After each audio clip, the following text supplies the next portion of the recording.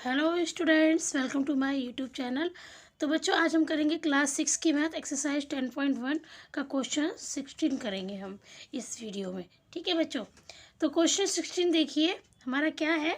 हमसे इसमें बोला गया है कि ये हमारे पास कुछ निम्न आकृतियां हैं। प्रत्येक आकृति में हमें परिमाप ज्ञात करना है। प्रत्येक आकृति का क्या करना है बच्चों, हमें परिमाप निकालना है। ठीक है, मतलब क्वेश्चन में ना हमें ये कुछ आकृतियाँ दे दी गई हैं और इसका हमें परिमाप निकालना है। यही हमारा क्वेश्चन है। ठीक है बच्चों, तो देखिए हमारा सबसे पहला ए जो है हमारा, वो क्या है, एक वर्ग है। एक वर्ग है और वर्ग का आपको पता है कि इसकी चारों भुजाएं क्या होती हैं, बराबर होती हैं। तो हम यहाँ पे लिखेंगे कि ए का परिमाप। ठीक है, चित्र ए का परिमाप भी आप लिख सकते हो कि चित्र ए का परिमाप मैंने यहाँ पे लिख दिया है कि ए का परिमाप। आप चित्र ए का भी परिमाप लिख सकते हो और वर्ग का भी परिमाप लिख सकते हो, वर्ग भी लिख सकते हो चाहो तो आप। ठीक है, तो देखिए यहाँ पे क्या है, हमारा परिमाप क्या होता है, 4 गुणे भुजा। 4 गुणे भुजा होता है हमारा परिमाप बच्चों। ठीक है, तो 4, अब इसकी एक भुजा 25 सेंटीमीटर है, तो 25 चौके कितना होता है, 100।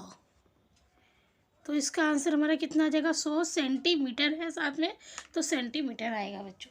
ठीक है, इसका आंसर आ जाएगा हमारा 100 सेंटीमीटर। 25 चौके होता है 100।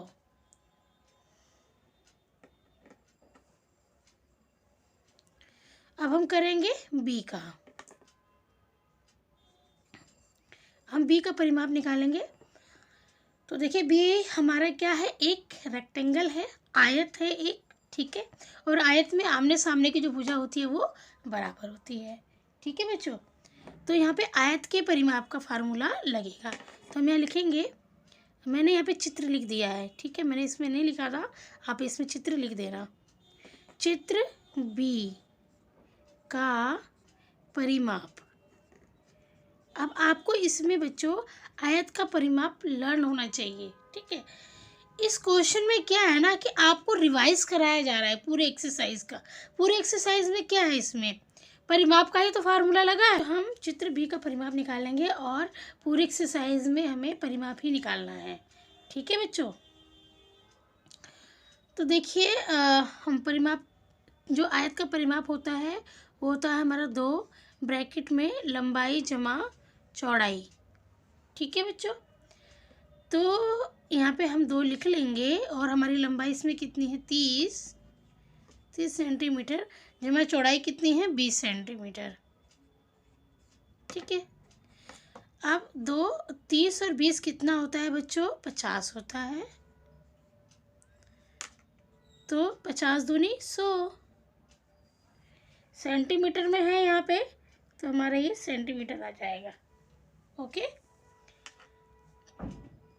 समझ में आ गया आपको। हम इस फार्मूले पे चल रहे हैं, इस पे यहाँ पे इसमें भी हम इस फार्मूले पे चले हैं, इसमें हम इस फार्मूले को फॉलो कर रहे हैं। अब हम ये सी है हमारा, चित्र सी है। ठीक है, अब इसका हम परिमाप निकालेंगे। सी लिख लिया हमने। देखिए सी हमारा क्या है, ट्रायंगल है।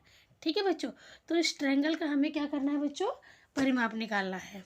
तो हम यहाँ पे लिखेंगे कि त्रिभुज, त्रिभुज नहीं लिखा, जब मैंने सब में ए बी लिखा है तो मैं इसमें भी सी लिखूंगी।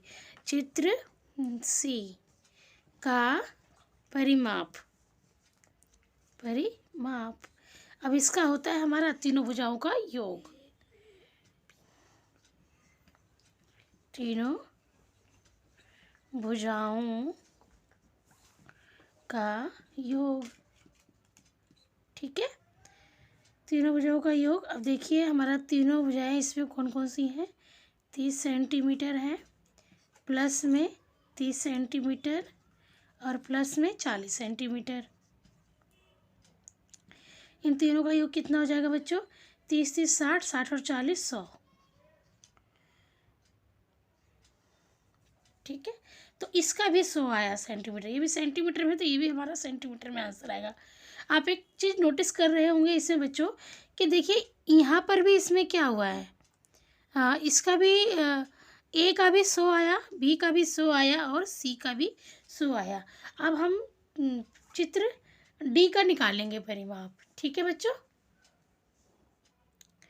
डी आपको देखने में, जो डी हमारी पिक्चर है वो देखने में आपको कौन सी शेप नज़र आ रही है, रेक्टेंगल है हमारा ये। ठीक है, तो यहाँ पर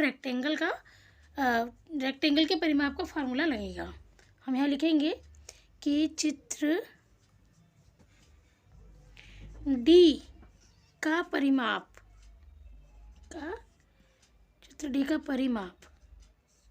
क्या होता है हमारा, 2 लंबाई जमा चौड़ाई। बच्चों इस मतलब इस जो तरीका हमें ये स्क्वायर और रेक्टेंगल, ट्रायंगल का इसमें परिमाप निकालने के लिए हमें बार बार बताया जा रहा है, ये अब तक आपको ना याद हो जाना चाहिए, इतनी बार हम कर चुके हैं। इस एक्सरसाइज में इसी की ही प्रैक्टिस चल रही है, परिमाप निकालने की ही प्रैक्टिस चल रही है, स्क्वायर का, रेक्टेंगल का और ट्रायंगल का। ठीक है, तो आप इतनी बार कर चुके हो तो इसके फार्मूले अब तक आपको लर्न हो जाने चाहिए। अगर ये फार्मूला लर्न नहीं है तो आप ये सॉल्व नहीं कर पाओगे क्वेश्चन को। ठीक है, अब देखिए बच्चों इसमें लंबाई क्या है, 40 है, प्लस में चौड़ाई कितना है, 10 है। इस फार्मूले पर ही हमको इसको रख देना है। ठीक है, संख्याओं को रख देना है। अब देखिए 2 हमने यहाँ लिख लिया, गुणा में 40 और 10 50 हो गया, 50 दूनी कितना होता है, 100 होता है, 100 सेंटीमीटर। यहाँ सेंटीमीटर में तो सेंटीमीटर हमारा यहाँ पे आएगा, तो बच्चों 100 सेंटीमीटर इसका भी परिमाप आ गया, डी का भी। ठीक है, तो देखिए ए का भी 100, बी का भी 100, सी का भी 100 और चित्र डी का भी 100, सबका परिमाप हमारा इक्वल आ रहा है, इसमें 100 सेंटीमीटर ही आ रहा है। ठीक है, तो इस क्वेश्चन में एक था कि आप उत्तर से क्या निष्कर्ष निकालते हैं, तो हम यही निष्कर्ष निकाल रहे हैं कि जो सबका परिमाप है वो 100 ही आ रहा है, 100 सेंटीमीटर ही आ रहा है। ठीक है,